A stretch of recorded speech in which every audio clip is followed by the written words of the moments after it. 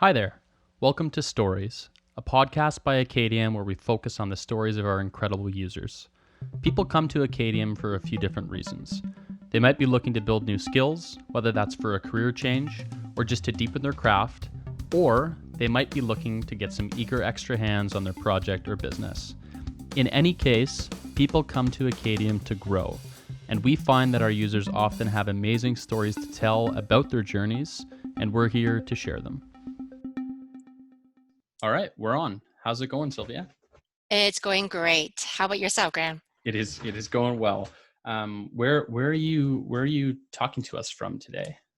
Well, I am from Upland, California, in Los Angeles, but I'm currently actually in Arizona, and I'm doing a little bit of a reset here on my own pathway towards my business, my personal, and my whole entrepreneurial kind of future right now.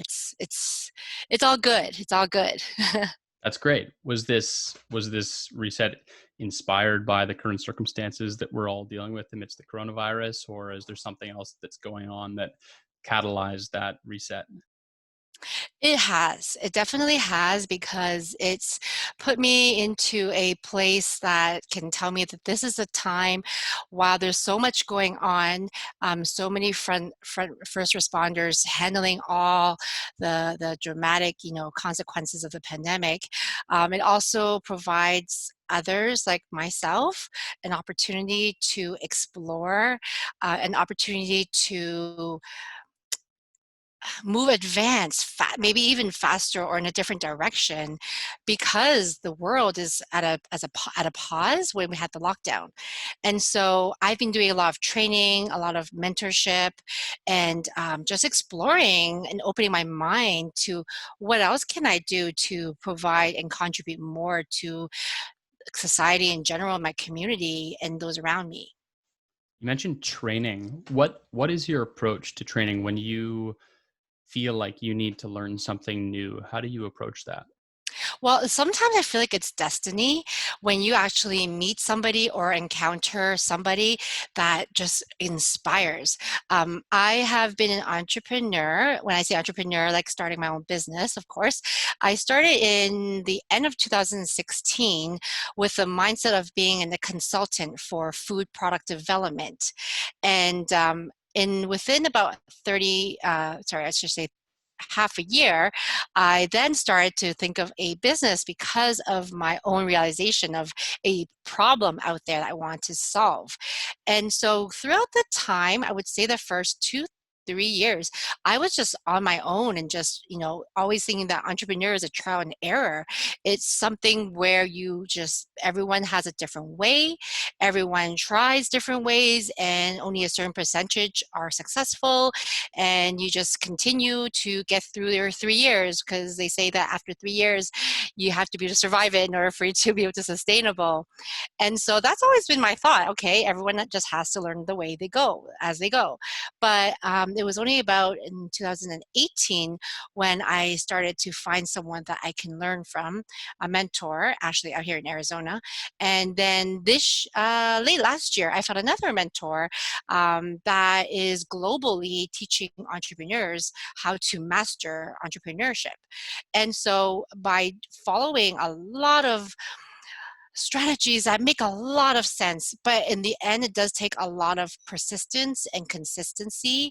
But when you're surrounded by people who give you that encouragement and are doing such amazing work out there, you almost put yourself in their shoes whenever things get tricky.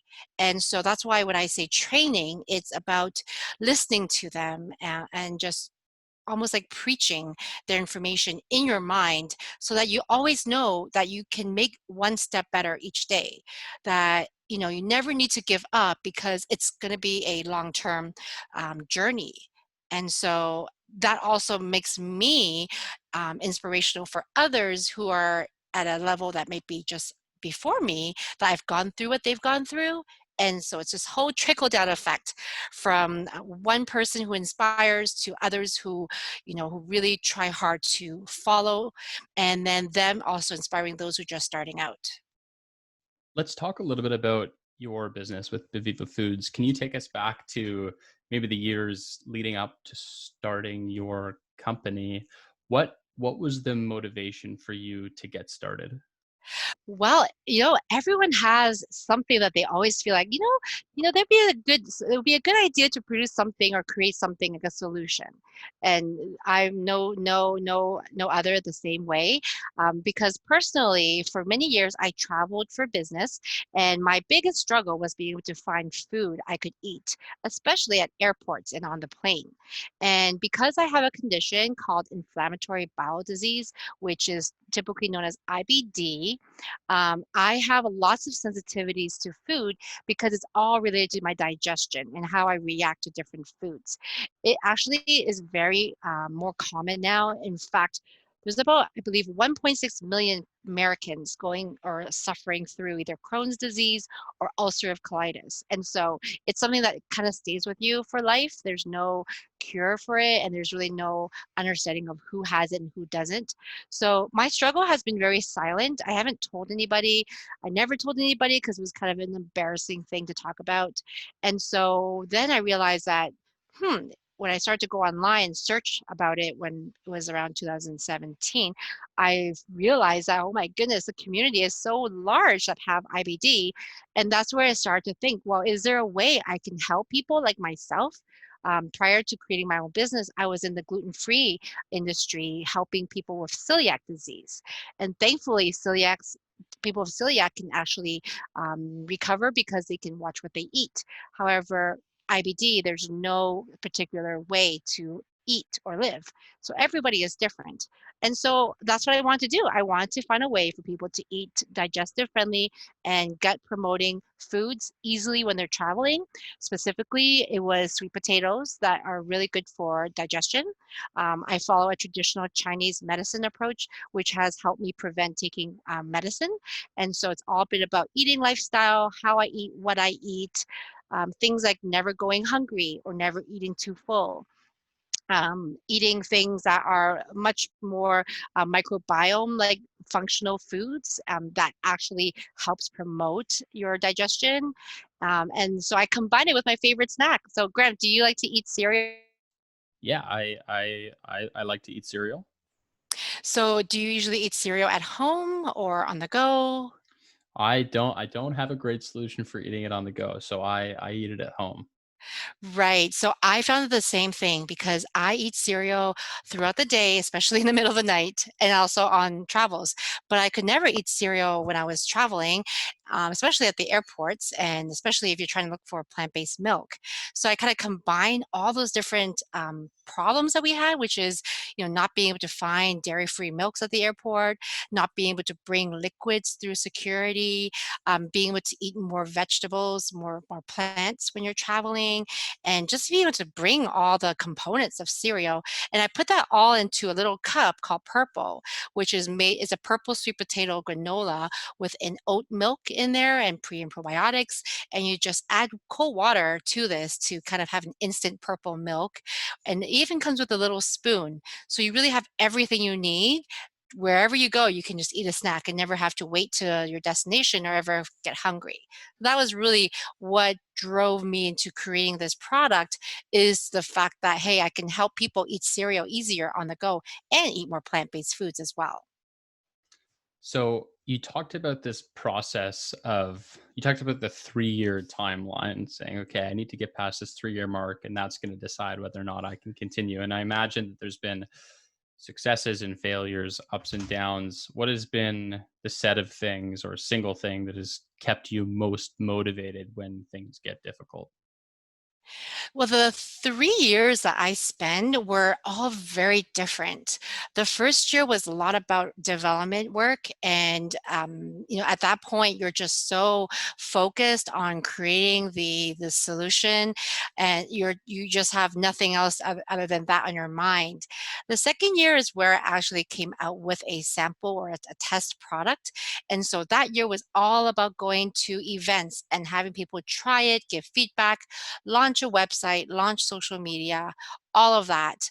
And then the third step was improving the product, because now I have all these testimonials and surveys, and you want to make this product even better because people are loving it, but you want to make it even better for the sustainability of the product.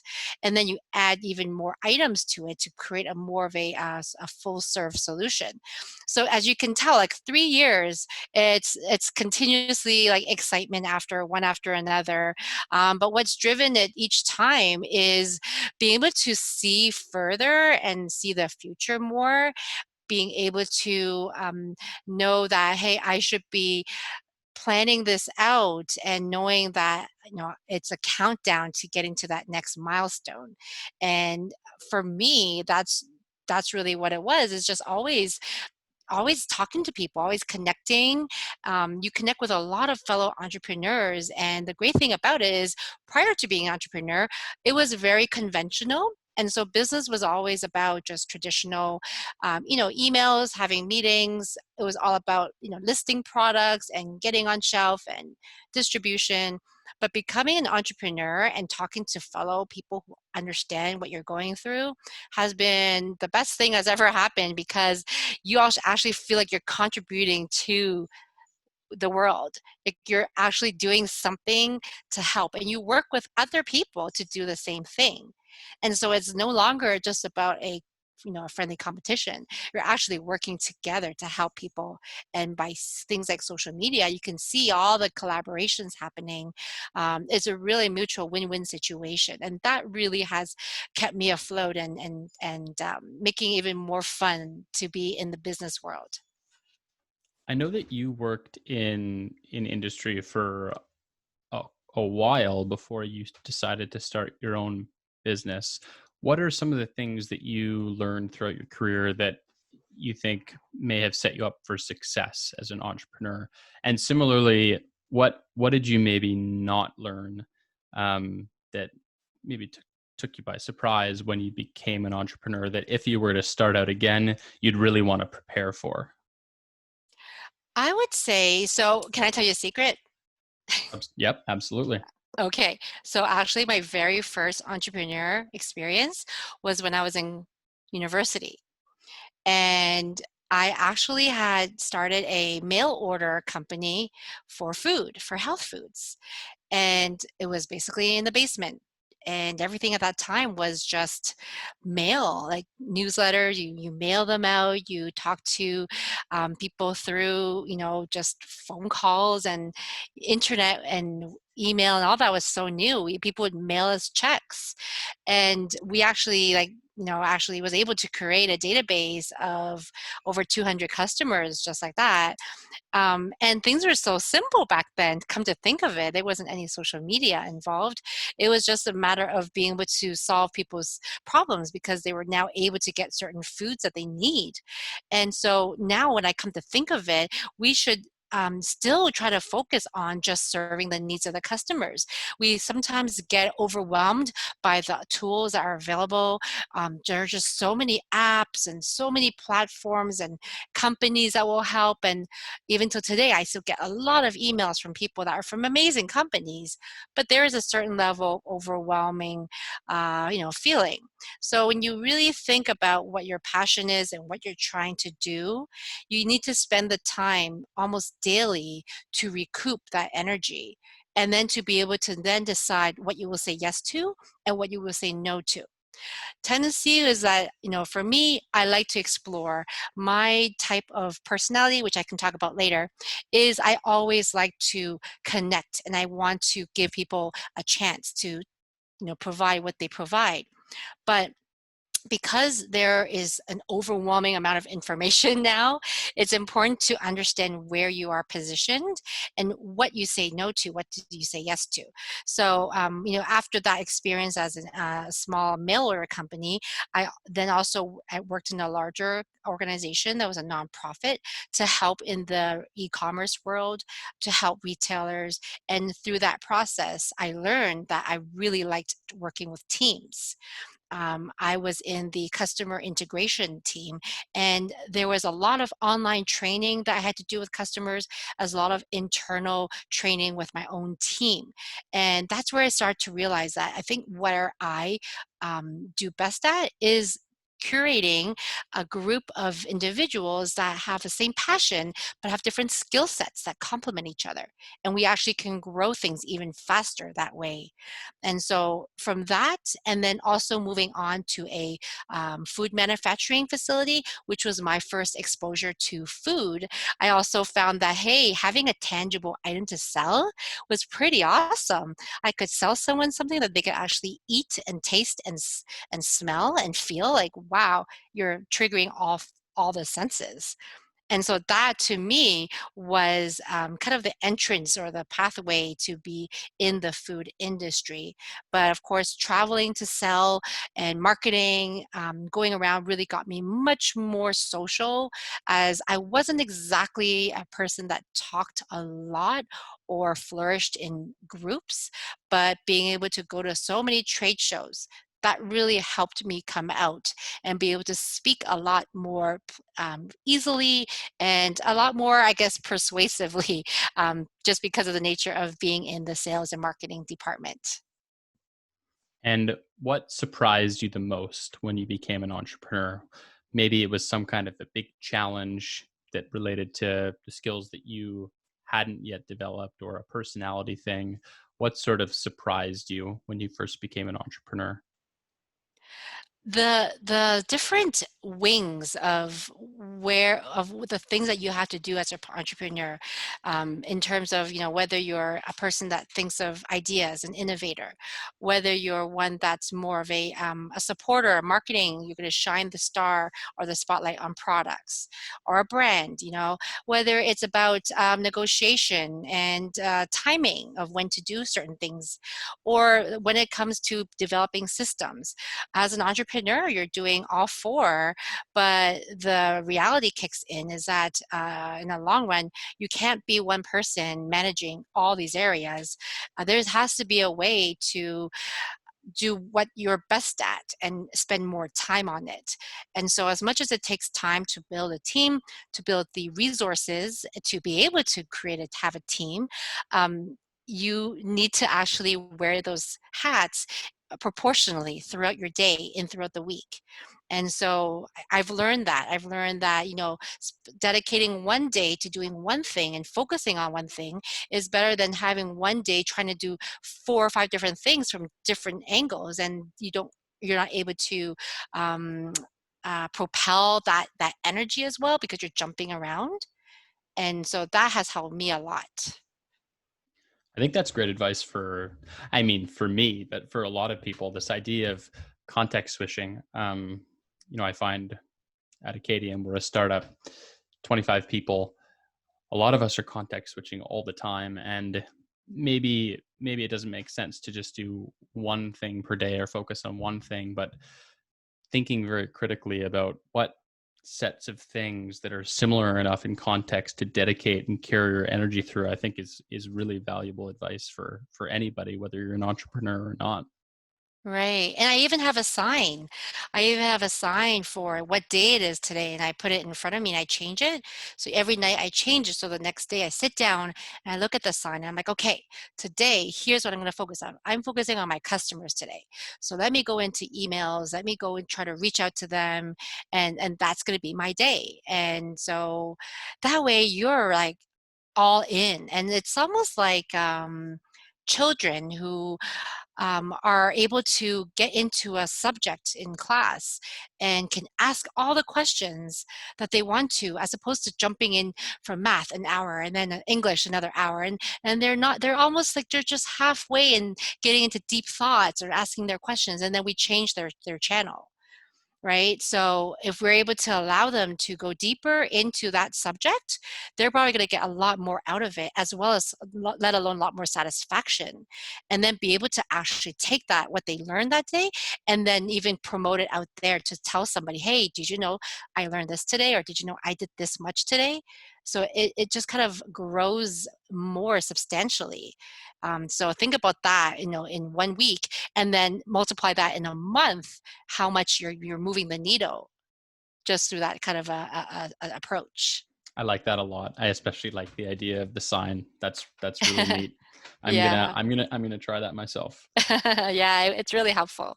How do you think about growing your team? You've touched on a few things here that I'm really curious about. A, just the idea of growing your team at Beviva, but you mentioned that a part of your personality is involves this idea of giving people a chance. How do those two things well, I guess how does that relate to your approach to growing your team at Beviva?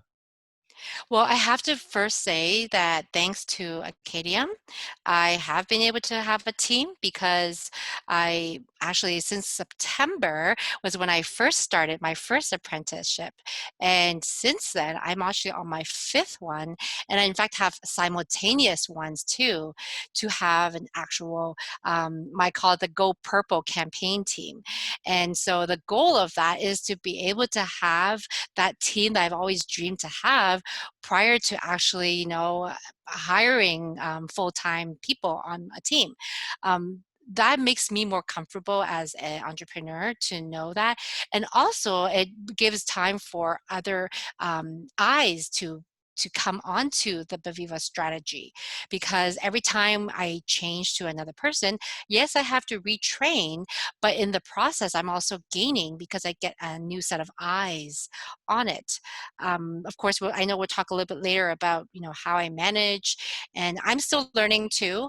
But I've found that the team or the people I've been able to work with have been outstanding in terms of their dedication, and that's helped me be able to get sooner than later to be able to have a team to work with.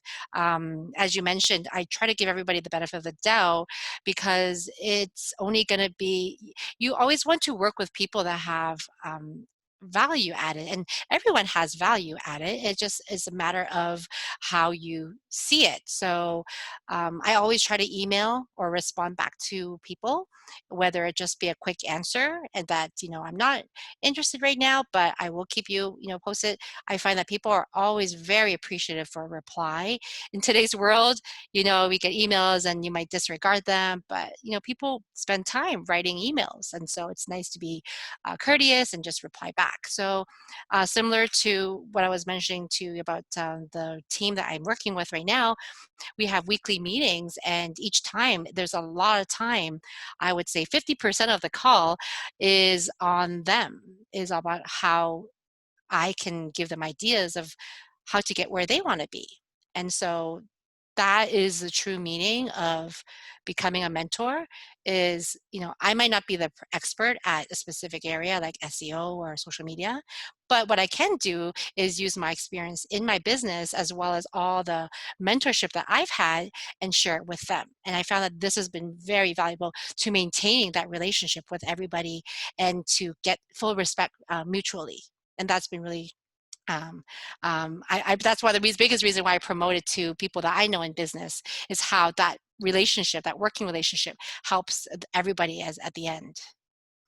Apprenticeships are I think a new thing for a lot of people, and we at Acadium obviously feel that it can be helpful to a lot of entrepreneurs.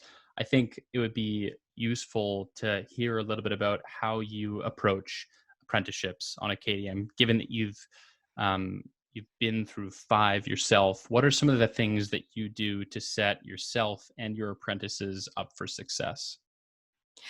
The initial step is to make sure that there's a consistency of our goals. And when I say my goals, obviously it's going to be measurable goals. So if it's going to be, let's launch something, a chatbot, that's something that's part of the goal, is to let's be able to chat with our customers live. Another might be to have a certain number of engagements on certain platforms like social media, or have a campaign running every week. And so these are things that can can show the movement of the Beviva as we go towards the apprenticeship, and it helps that the apprentice develop their portfolio because they want to be able to show that as well. Everything that they do is something that anyone can come in and see, whether it be the website or through Messenger. But for the apprentice, for them, they're coming in with a different goal, but it relates to it, is I want to be able to know how to use this tool. I want to say that I can now analyze and know what to do at each level or each stage of the apprentice. Like, okay, first month, we're going to focus on training. We're going to focus on getting to know the voice of the brand. And so I know how to write. So I have someone working focused. Her main goal is to write blogs. But not only that, we want to know how we're going to promote that blog so that we have more visits. So it's a mutual thing, is to discuss where does her value or his value add to the brand, where they can be the one that is to applaud for the success. And when we establish that goal, have weekly meetings. We have a project management app that tracks everything, so we know where to communicate. And ultimately, we do things that are fun, are new, like creating a snack recipe book. Um, my most recent apprentice did an excellent job, and my previous apprentice also did an excellent job creating these amazing photos of recipes, and then creating an actual ebook. And for both of them, it was their first time creating an ebook, and that's great value to a company that's all about snacks and easy to make snacks. And so, but for them, they now have something they can show. So that's a great example of how we come up with ideas together, and make things just happen in a very short period of time. And can you talk specifically about maybe one of the most successful projects that you've completed with an apprentice, and maybe what made it successful? So every single person I've worked with have all been very successful, I have to say, from my first one till my current one. I think what I would think would be the apprentice who helped me develop a more customer journey, to lift from above and see how do our customers transact with us in terms of communication, orders, all of that engagement. Because every other apprentice has been focusing on one area. The one apprentice that helped me create a communication flow by creating a chat bot where we can talk to talk to live people live, and also be able to starting to look through more of the ads through Facebook, trying to create an automated funnel so that I'm able to focus on all the other areas, but allow something to be running in the background to be able to save me some time there, but giving more value. So giving them like a free snack schedule because we care about how you eat while you're at home right now, or going to this recipe book because you happen to be liking a post that shows delicious foods. So that apprentice has been great because there was a lot of communication, and bringing out the what things weren't working, and addressing those kind of head on. And so that has helped with the other apprentices shine on their work, to bring out the blogs and to bring out the social media and the website and kind of make it all happen. Touched on this a little bit earlier, but I would be curious to dig a little bit deeper into your management style or your leadership style, because I'm trying to understand what it is that makes for successful relationships on Acadium. And I know that the apprenticeships that you've been through have been successful. So I would really like to hear you speak about, how it is that you manage your apprentices or just people in general. Um, what what makes you the leader that you are? And I think it could be just interesting to hear about it at a general level, but it might be useful to other people who are thinking about taking on an apprentice, if there's something to be learned there. Well, I definitely don't want to say that I'm like, I definitely feel like I still have lots of room to grow as a as a mentor. But thank you for the compliment. I would say that the mindset is really, really, truly the most important thing, because if you're going into an apprentice thinking that you're helping someone, that in return they're helping you, then the whole flow, the whole apprentice is it's all positive. What you don't want to go in is thinking that you're going to get someone to do all the work, because that's not true. You actually have to do a lot of the work. Training, it takes a lot of time, because you need to make sure that person understands what you're looking for and understand your industry as well and your customer base. Because after a few weeks, I trust those who work with me, and a lot of times they ask me for approval, but I trust what they're doing, and I see a lot of their work is exactly what I'm looking for, and that really took some time to build it up. So the first 2-3 weeks is all about really training and working with them and making sure that what they're creating is what you would like to show. And then from there on, you give them the flexibility and the creativity to do what you never thought of even, and being someone that is giving them an idea of what an entrepreneur means is also been very helpful, because they see where I am and I'm very transparent with things, and so they know that I am showing them the truth, and that helps bring out the reality of where do you want to go and where do you see yourself. And so playing the game of entrepreneurship, it really truly part of it is being real. One of the things that I've learned through my own training is that we want to help develop a generation of entrepreneurs that are smart entrepreneurs. Not just smart like, intelligently smart, but smart meaning like